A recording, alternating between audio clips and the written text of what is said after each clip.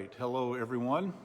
My name's Adam White, and it is that time again for another government and legislative affairs update from the Alaska Airmen Association.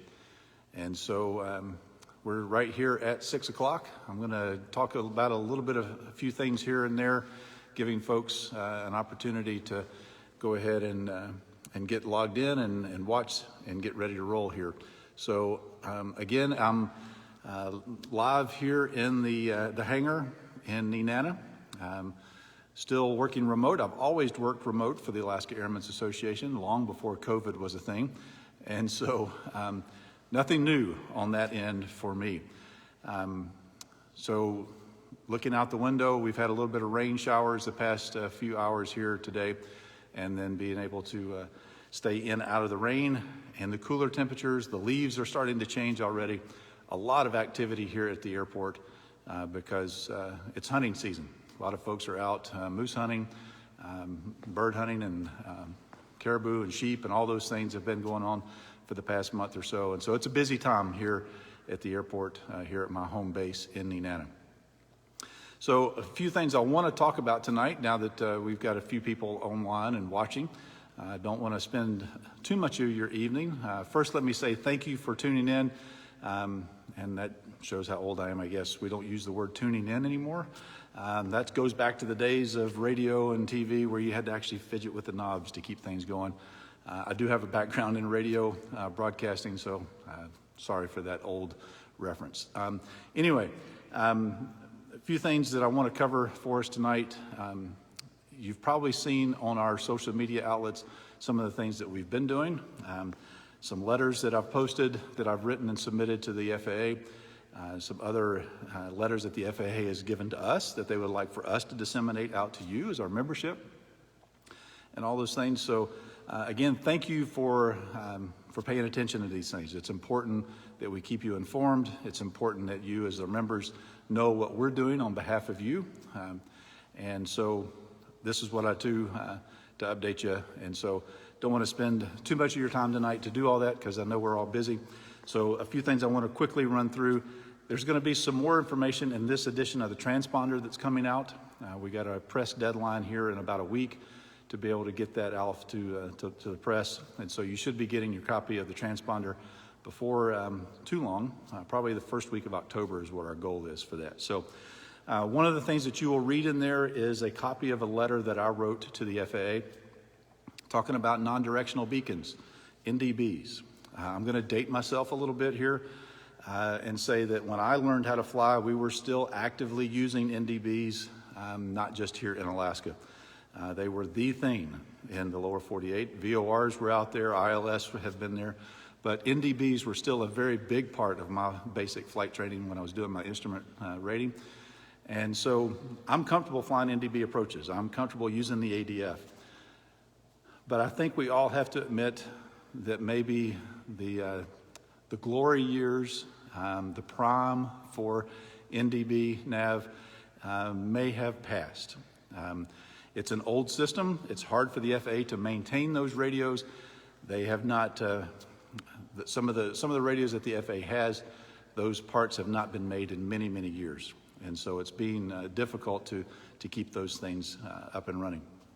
So here in Alaska, we still use colored airways, and that's going to date myself again. A lot of folks in the lower 48 can't remember what a colored airway is because they are all but gone down there. We still use them a lot here in Alaska, and NDBs are what is the architecture for those colored airways. Now, we do have GPS. GPS is a great tool, but as pilots, people say we're paranoid because we're always worried about what's going to happen if. When I lose this nav aid, what am I going to do? What's my backup? What's my plan? What's my out? And so NDBs have been that for us for a very long time. But as I've mentioned already, NDBs are kind of going the way of the VHS tape. I'll admit we still have a few VHS tapes in our house, but I don't know that I can find the VHS player, and I don't know that it'll hook up to my new TV. And I say new because it's 10 years old. Anyway, in my letter that I wrote to the FAA, which is on our website in the members section, and is also going to be reprinted in this edition of the transponder that's coming up. I told the FAA, look, we get it. We understand. We appreciate that you've tried to maintain some of these NDBs as long as you have. We know that they're going away. We know that's going to be something that we're not going to kick and scream and fight too much over. But what we do have a problem with, and that we're willing to accept that they're going to go away eventually. What the Alaska Airmen's Association is not okay with accepting is that the airway structure that is based off of NDBs, that goes away. Because what that gives us, it gives us lower altitudes to fly where we stay out of oxygen requirements, we stay out of the icing conditions, we have a better chance to stay out of the icing conditions. But what's happening is when the FAA decommissions an NDB, they also decommission the airway structure that is tied to it, and we lose those lower altitude IFR routes. And that's what I'm not willing to give up. You would think today with GPS replacing NDBs, well, that is a suitable replacement for nav aids. When we are flying some of these routes and when we fly these approaches, we can substitute a GPS. GPS is much more effective, much more accurate. NDBs, if you're familiar with flying with those, you knew that the further away you got from the station, the broader the band got that you were still being shown that you were on course, but it fanned out in this wedge. And you also knew that the ADF is a very good lightning strike detector. Anytime there's a lightning strike anywhere, and that needle swings right over towards where that lightning came from. GPS doesn't do that. It's much more accurate, much more stable. So flying a colored airway off of a GPS, our position is not in question. We're much better at maintaining our position on that airway with GPS. The problem comes in, and where the FAA is having some problems internally, is that they have a standard now that for airways to be safe in their mind, there has to be continuous coverage of communications and of surveillance. And that is simply not able to be done with the infrastructure that we have here in Alaska, where there's continuous coverage of communications and continuous coverage of surveillance, meaning radar or ADS-B. And so they keep raising the ceiling, these MEAs, the minimum en route altitudes, to the point where they do have continuous coverage. Well, that's why we have MEAs that are 12,000 feet or higher. Some of them in the flight levels that used to be where we could fly them in piston, non-pressurized, non-known icing aircraft where simply we just can't reach them anymore. So here's the big thing that I get questions from, and I want to deal with this for just a minute. Why is the Airmen's Association so concerned about the IFR environment? Most of you, as our members, may not have an instrument rating. The airplanes you fly may not be certified for instrument flight. When was the last time you actually shot an instrument approach in actual conditions, those of you that are instrument rated? And you would think that the Airmen's Association would not be so heavily invested in the IFR world. Here's why. Let me explain this to you. I have a goal, and it's a very lofty goal, but I have a goal that at some point in time in my life, it will be easier, because the infrastructure will be there, it will be easier for me to get in my airplane, whether it's the 206 that's directly behind me here or the mall that I fly that's over in the other opposite corner of the hangar. I would be able to get into those airplanes and follow an instrument flight plan and fly in the IFR environment and do that easier than it is to scud run. And you think, well, Adam, that's just a crazy thing. You should never scud run. You should never do this. I said, well, you're right. That's not safe in all situations.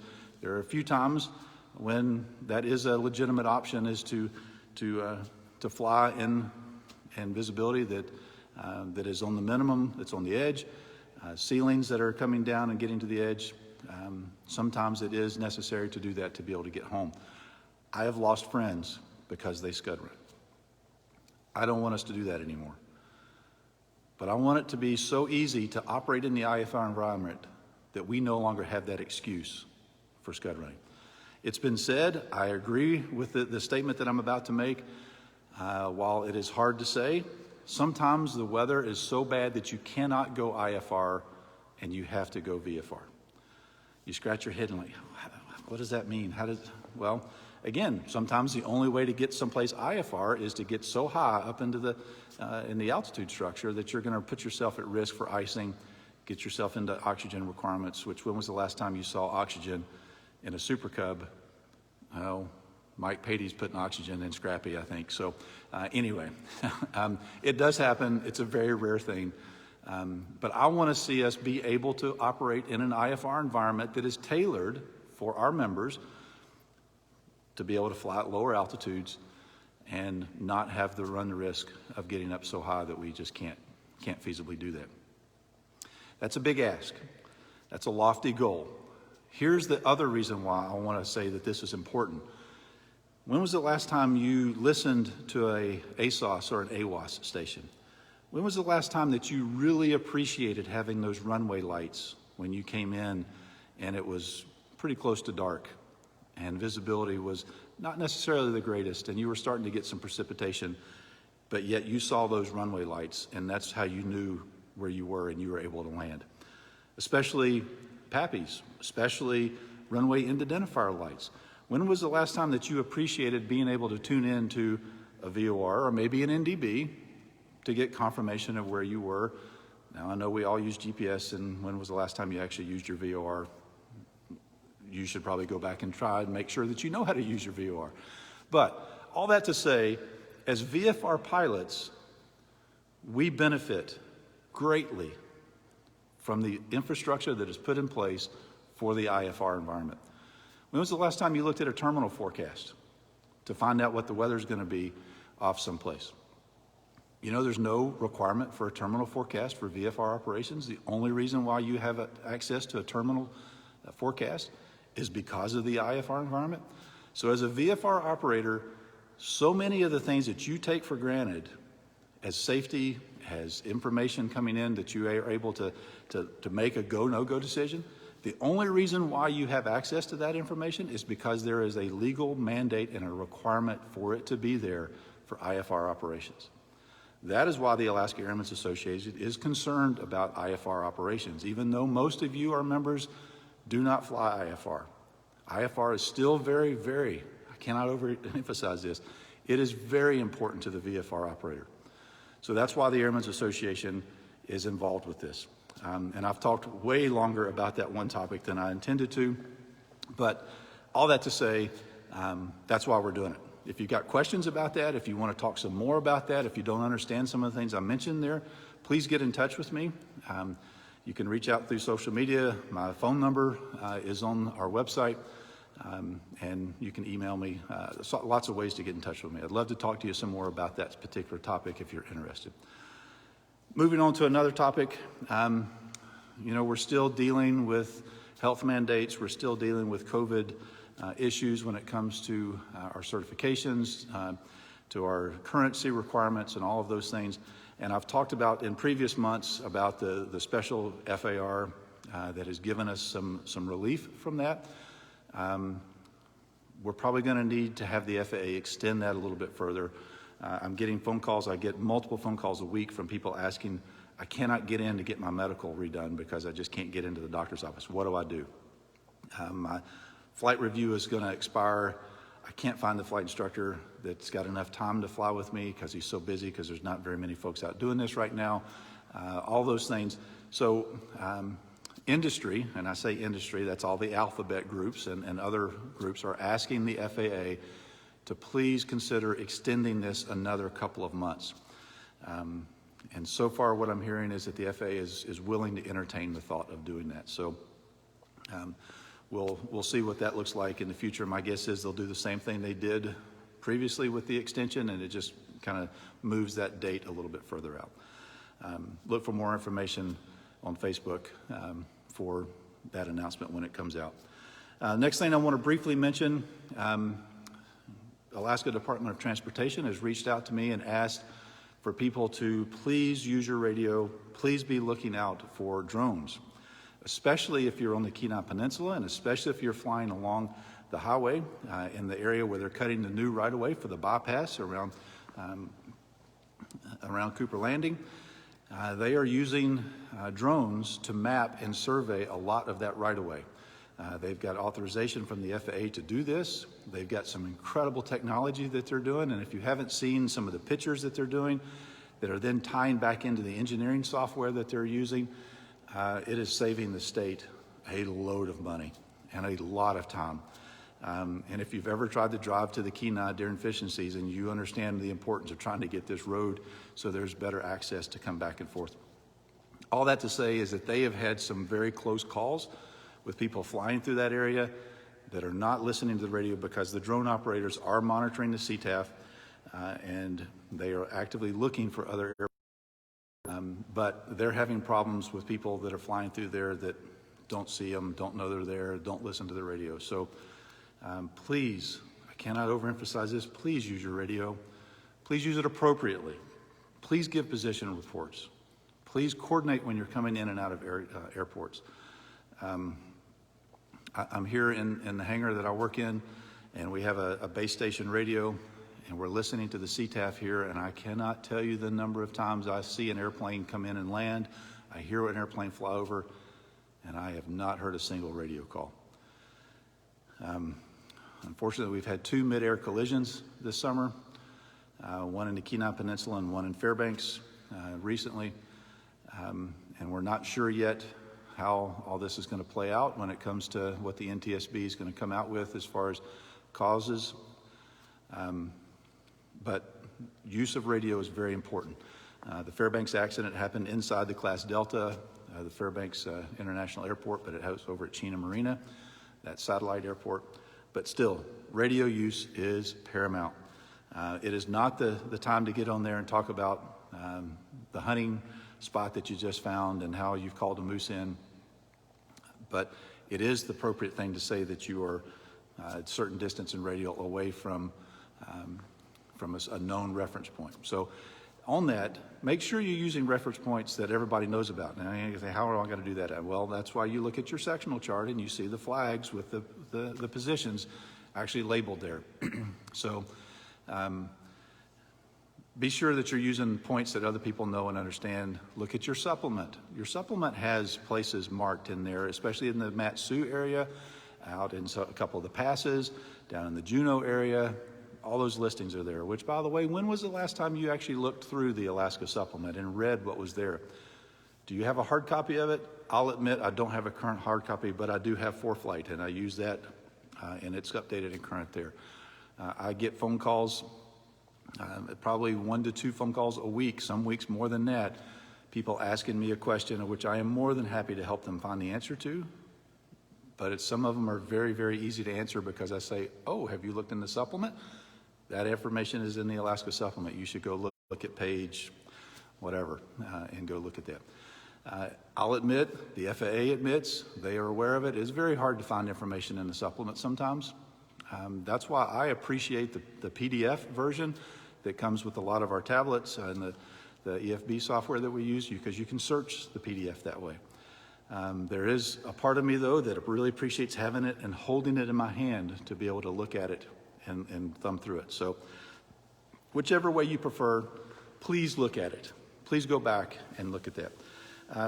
With looking at the supplement, make sure you are familiar with the Part 93 airspace in the Anchorage area. There's been a lot of deviations against pilots in the Lake Hood segment of the Anchorage Bowl that folks are not understanding the Part 93 airspace. There's a couple of inconsistencies that the FAA is working diligently on to fix as far as boundaries, where exactly you're supposed to be in certain things. So because of that, please do not fly right down the line. You may think because you have a GPS and it's showing up on your iPad that you can fly right along the ragged edge of where that is. Please understand that what you see and where you think you are may not be the way it's displayed on the controller's radar scope. And so if they see you across the line, they're going to ask you about it. They may ask you to call the tower when you land, and then you'll have to sit down and with a member of the FAA FAST team to be able to explain to them why you were over the line when in fact you thought that you weren't. So be very careful how close you fly to those edges, because a lot of folks are actually flying over them, and people are flying in the wrong areas, especially on Lake Hood. They're getting out in the channel without a clearance, so please be careful with that. One other thing I wanted to ask, I'm kind of curious to know what your opinion is about fuel availability in rural communities, especially now that some of the changes that have occurred in the 135 and 121 operators here in the state, specifically Raven and Hagelin. What is your fuel availability like when you go into a remote rural community? I've had people asking me some questions about that, and I'm starting to see some trends that I'm trying to be able to document and go back and see if we've got a systemic problem. I know that we've had issues for a very long time of not having as much fuel available as we'd like in enough locations. Some of the other hats I wear, I actively fly here in the interior and in western Alaska, and fuel management and fuel caches and where am I going to get my next tank of fuel is always a big concern for me personally as well. So I'd ask you for you to reach out to me, tell me some of your stories, tell me where you'd like to see fuel availability, where it once was that now you don't have access to it. I know a lot of these places already, but I need to hear it from more than just the handful of folks that have come to me with this, because we're trying to figure out if this is a big enough need to start allocating some of my time and resources to actually advocate for. So let me know what you think about that.